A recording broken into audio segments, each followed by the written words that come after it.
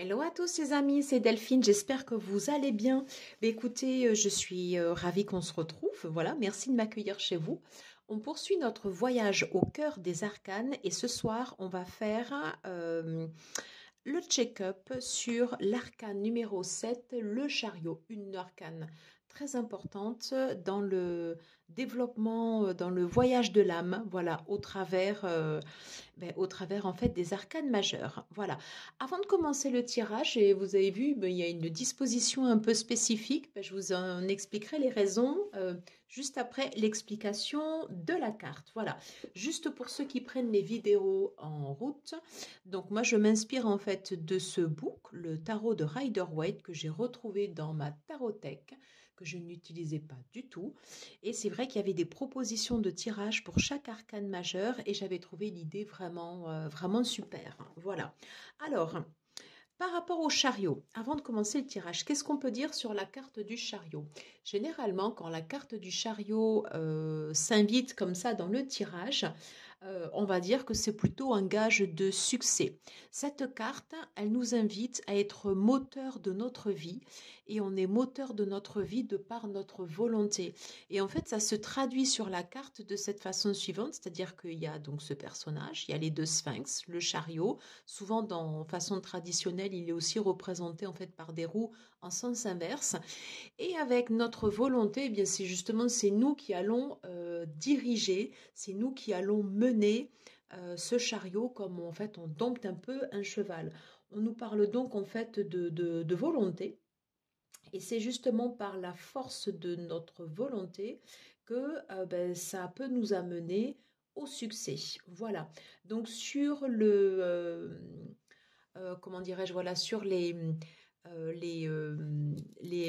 mots-clés, pardon, j'arrive plus à parler, et bien voilà, c'est ça, on parle de succès, on parle de réussite, on peut parler également de mouvement, parce que le chariot, ça peut nous parler bien évidemment aussi tout simplement d'un voyage ou d'un véhicule, donc il y a cette notion de vitesse, et cette notion, en fait, où les choses s'accélèrent, et elles s'accélèrent de par la force de notre volonté, de par notre courage. On prend notre vie on a notre vie dans les mains et puis on y va et on décide d'avancer. Alors il y a aussi bien évidemment le côté sombre de la volonté où on aura des aspects beaucoup plus noirs. On va se concentrer plus voilà, sur la partie positive et comment justement pouvoir dompter ce chariot et être maître en fait de notre vie. Voilà. Lorsque cette carte elle apparaît en inversé, alors quand elle apparaît comme ça, ou si tout simplement vous n'utilisez pas les cartes renversées dans votre tirage, mais que la façon dont cette carte se présente, vous la sentez plutôt de façon négative, on parlera là à ce moment-là d'un manque de volonté. Il manque quelque chose. On n'a plus la niaque, on n'a plus suffisamment de niaque pour avancer et ou tout simplement on n'y arrive plus et on va avoir besoin bien sûr d'une aide extérieure et auquel cas il faudra être très attentif aux cartes que l'on va avoir à l'extérieur puisqu'on va avoir en fait du besoin d'une aide par rapport aux doutes que l'on a sur nous. Voilà, on parle donc en fait de prise de conscience et comment en fait je vais donner une impulsion comme ça à ma vie de par ma volonté. Voilà les amis. Alors on va tout de suite passer au tirage. Je remets la carte du chariot dans le jeu.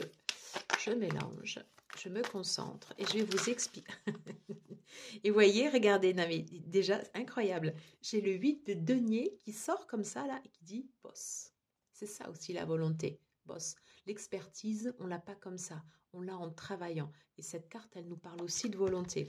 J'adore quand les cartes nous parlent comme ça.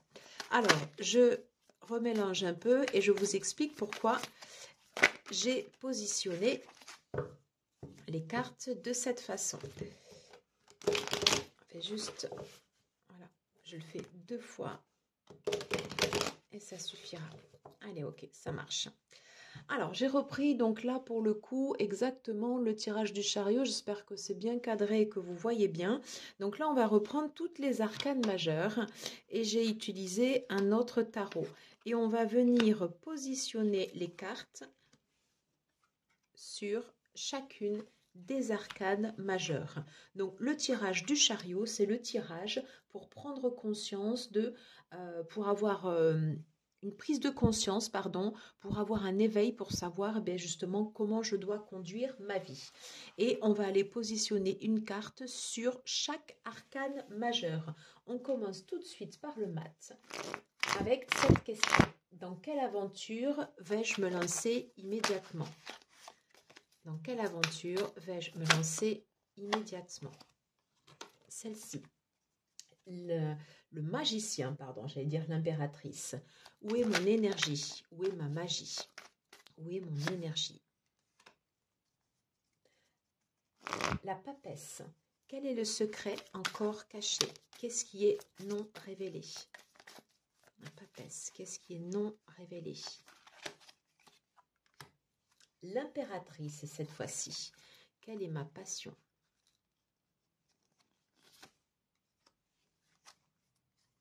L'empereur. Quelles sont les règles? C'est quoi les règles du jeu? Quelles sont les règles? Voilà. Ok. Sur le pape, quelle est ma voix? Oh, vous avez vu? On va prendre les deux. Quelle est ma voix? Alors, sur l'amoureux, quelle est ma passion? Ok. Et on termine par le chariot. Où cela nous mène-t-il? Où cela nous mène-t-il? 10 de coupe. Je vais la remettre parce que je ne les prends pas. Je veux qu'elles soient non retournées. Où cela nous mène-t-il? On va prendre ces deux cartes. Bien. Allez, on commence tout de suite le tirage. Dans quelle aventure vais-je me lancer immédiatement? La lune. Je vais me lancer dans une aventure où je vais aller explorer au fond de moi, dans mon inconscient. Je vais me lancer en fait dans cette aventure d'aller comme ça chercher ce qui est au fond de moi. Ce qui est au fond de moi induit que forcément sur la partie extérieure, elle n'apparaît pas. C'est quelque chose que je refoule. C'est quelque chose qui est caché. Ce serait intéressant d'aller voir ce qu'il y a en fait sur la papesse. Mais l'aventure dans laquelle je vais me lancer, c'est une aventure intérieure. Je vais partir à la recherche de moi-même. Je vais partir à la recherche de mon inconscient. Où est mon énergie? Quelle est ma magie? Alors, c'est intéressant ça, cette carte. Mon énergie, elle se trouve forcément dans mes idées, dans mon fusionnement d'idées. On voit que là, l'énergie, elle est totalement dispersée. Et je dirais que c'est normal puisqu'elle est enfuie. Elle est à l'intérieur de nous. C'est quelque chose qui ne sort pas. On ne va pas travailler avec du mental, on ne va pas la montrer aux autres. Elle est à l'intérieur de nous et c'est comme une énergie qui bouillonne. C'est comme si on avait un volcan en fait en éruption à l'intérieur de nous et notre énergie, elle est là. Et ça part là comme ça dans tous les sens. Voilà. C'est une énergie à l'état brut. Quelque chose qu'on doit encore travailler. Un peu à l'image du magicien, hein. On a ce potentiel et il faut aller le faire sortir. La papesse, justement, qu'est-ce qui est caché? Qu'est-ce qui est non exprimé? On reparle encore des bâtons. Ce qui est non exprimé, et c'est tout à fait en lien avec là où en fait où est notre magie, justement c'est notre volonté d'agir. C'est notre volonté de mettre en place des projets. C'est notre volonté, en fait, de construire quelque chose de nouveau, quelque chose qui nous fait vibrer. Mais c'est quelque chose, voilà, qui reste vraiment à l'intérieur de nous. Alors, c'est quelque chose qu'on n'extériorise pas. C'est quelque chose qui est très fort. Il y a cette envie, voilà, de pouvoir le matérialiser. Et comme justement, il n'est pas extériorisé, c'est quelque chose de très dense. Et ce projet, cette envie, en fait, on n'en parle pas. Ça reste à l'intérieur de nous. Quelle est ma passion? Encore les bâtons, mais c'est incroyable. C'est incroyable, pardon, je rigole, mais quelle est ma passion? Eh bien justement, dans le prolongement de ce qui est caché en moi, le valet, derrière justement, eh bien j'ai ma passion, je poursuis toujours mon idée, j'ai toujours envie en fait d'aller mettre en place comme ça ce projet et c'est quelque chose de très très fort et c'est encore quelque chose qui est en gestation puisque je vous rappelle que sur l'impératrice, on parle d'idées qui fusionnent, donc on est vraiment raccord avec les bâtons et on est vraiment sur quelque chose qui est en train de mûrir, quelque chose qui est en train de grandir mais qui ne sort pas de terre. Quelles sont les règles dans tout ça? Encore les bâtons. Décidément, j'ai les règles, ah ben, c'est d'aller vers la victoire. C'est ça la règle. Et ça nous rappelle très bien l'énergie de l'empereur. Je vous invite à aller voir le tirage sur l'empereur où on avait cette carte qui se positionnait comme ça directement. En première, c'était la posture de l'empereur, je me rappelle. Et donc là, en fait, les règles, eh bien, c'est que tout ce que l'on va sortir, si toutefois cela sort, ça peut rester à l'intérieur de nous-mêmes. Mais la règle, c'est que si on va le faire sortir, on a un peu comme cette obligation de résultat. On a cette obligation de résultat de faire en sorte... alors, on ne sait pas, bien sûr, quand on commence un projet, si on va être victorieux. Mais en tout cas, pour aller sur le chemin de la victoire, on a un peu comme cette obligation on a une obligation de moyens. Voilà, on n'a pas une obligation de résultat, mais on a une obligation de moyens. Les règles, ça va être de tout mettre en œuvre pour aller vers cette victoire.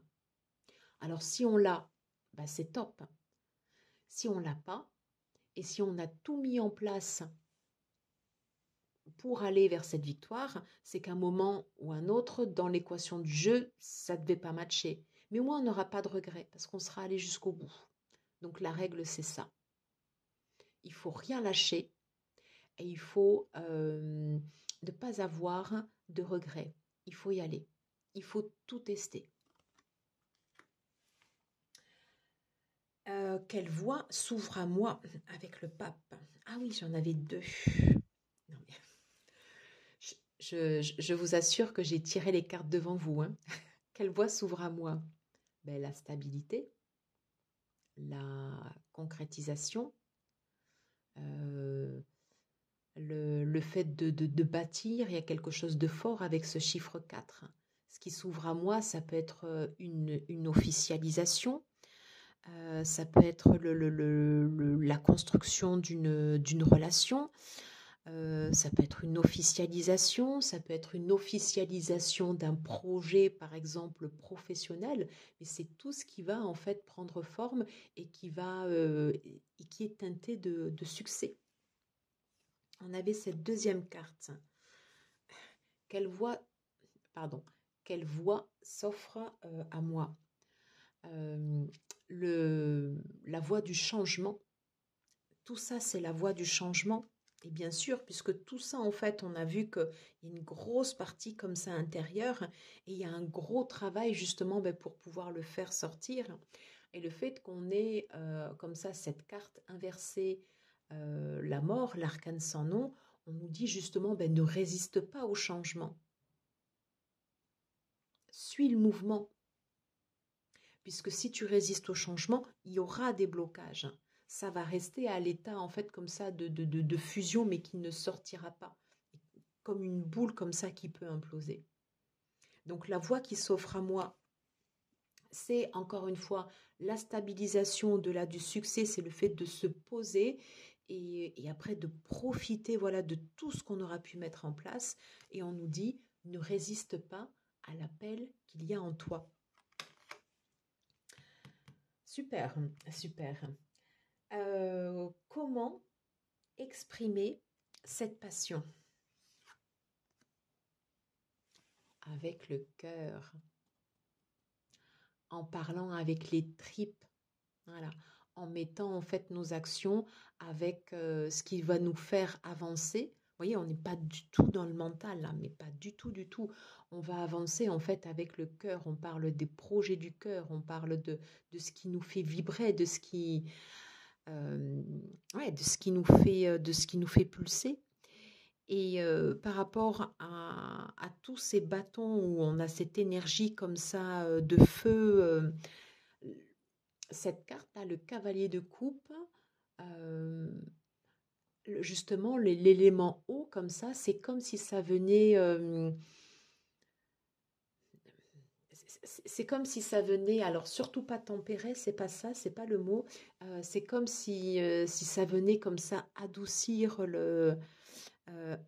en fait nos passions, en fait j'arrive pas à l'exprimer, mais les faire nôtres et en nous disant ben, c'est normal de parler avec le cœur, c'est normal de mettre en place des projets ou de faire des projets avec quelqu'un, mais quelque chose qui nous fait vibrer, pas quelque chose que l'on doit faire.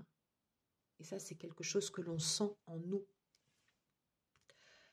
Ok, on va aller voir les deux dernières cartes du tirage. Où tout ça nous mène-t-il? Tout ce tirage.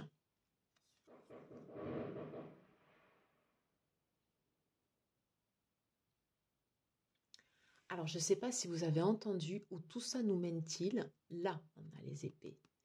Au moment où j'étais en train de dire ça, j'ai entendu ça fait comme un feu d'artifice. Eh bien, c'est comme si tout ça, en fait, allait faire comme un éclair. On va avoir clair et on va sortir de cette confusion qu'on pouvait avoir, de cette énergie qui était bouillonnante. Et justement, le fait de reprendre comme ça le lead sur notre vie, de reprendre les rênes en main, on va avoir cette vision. On va avoir, on va savoir où aller, on va déterminer une trajectoire parce qu'on va voir clair, on va pouvoir faire preuve de discernement et peut-être poser des actions qui vont derrière, qui vont avec. Dernière carte, excellent. On revient sur le fou. Et donc tout ça nous mène, vous voyez, l'association de l'as d'épée avec le fou, il y a quelque chose de fort. Ça nous mène à un nouveau départ. Ça nous mène en fait à emprunter en fait les chemins de travers. Ouais. Les chemins que d'autres peut-être n'osent pas prendre, que nous n'osions pas prendre parce que c'était quelque chose de caché, c'était quelque chose qui était bouillonnant. Et avec l'énergie du fou, on pourrait se dire, mais en fait, peut-être que c'était périlleux ou que c'était pas forcément le bon moment parce que tout ça, en fait, c'était vraiment à l'intérieur de nous. Et c'est comme voilà une grosse masse comme ça à sortir. Mais associé à l'as d'épée, c'est quelque chose d'extrêmement fort qui peut sortir de nos tripes. C'est exactement ça, il y a quelque chose de fort qui sort de nos tripes. Et l'as d'épée comme ça, eh bien, ça vient nous donner cette direction. Voilà, donc il y a une réelle progression dans ce tirage. Dites-moi ce que vous en avez pensé, comment ça vous parle. Est-ce que ça vibre en vous? Est-ce que vous avez pris le lead comme ça sur votre vie? Qu'est-ce que vous mettez en place par le biais de votre volonté? Voilà. Ben écoutez, voilà, dites-moi, échangeons. Voilà, comment tout ça en fait, comment tout ça en fait vous parle. Voilà, ben, j'espère que j'aurai été concise sur ce tirage et que cela aura pu vous apporter des étincelles et que ça aura pu vous faire tilt. Donc, si vous avez aimé, n'hésitez pas à liker, à partager, à vous abonner. Et puis, je vous dis à très très vite pour d'autres vidéos. Et demain, on fait la suite. Ciao les copains, à bientôt.